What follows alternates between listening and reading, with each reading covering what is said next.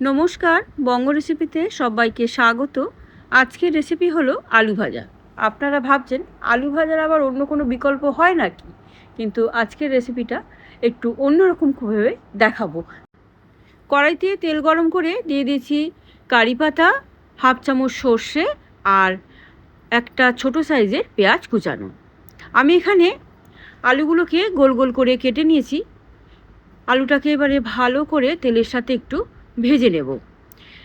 আলুর মধ্যে দিয়ে দিচ্ছি সামান্য পরিমাণে একটু নুন, যাতে আলুটা তাড়াতাড়ি করে সেদ্ধ হয়ে যায়।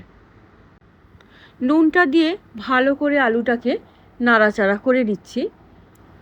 আলুটাকে নুন দিয়ে ভালো করে নাড়াচাড়া করে নিয়ে একটা ঢাকা দিয়ে একটু সিদ্ধ করে নিলাম। আবার খুলে নিয়ে আলুটাকে একটু নেড়ে নিয়ে দিয়ে দিলাম পোস্ত।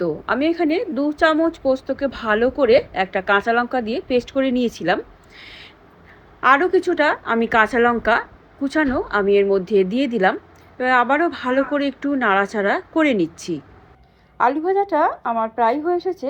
সবার শেষে আমি দিয়ে দেব আরও কিছুটা কারি পাতা। কারি পাতাটা দিয়ে আবার একটু নাড়াচাড়া করে নিলেই আমার এই আলু ভাজাটা তৈরি হয়ে যাবে। আমার এই রকম আলু ভাজার রেসিপিটা যদি আপনাদের ভালো লাগে তাহলে প্লিজ একটা লাইক করে দেবেন। আর যদি নতুন বন্ধু হয়ে থাকেন তাহলে সাবস্ক্রাইব করে দেওয়ার জন্য অনুরোধ রইল।